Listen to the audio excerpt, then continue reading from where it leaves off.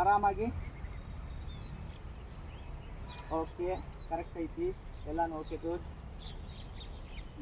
Right hand, right leg, left hand, left leg, right hand, right leg. ಸಾಕಪ್ಪ. ಈಗ drop ಆಗ, ಆ ಕಾಲು ಇಳಿಸು, ಈಗ ಇದೇ ಕಾಲು ಇಳಿಸು, ಹಾಂ ಮೇಲಿರೋ ಕಾಲು. ಹಾಂ, ಓಕೆ. ಈಗ ಏನಾದ್ರು ಹಾಂ ಈ ಥರ ಫೋಲ್ಡ್ ಆಗ್ಬೇಕು. ಎಟ್ಟೆ ಆ ಕಾಲು ಇಳಿಸ.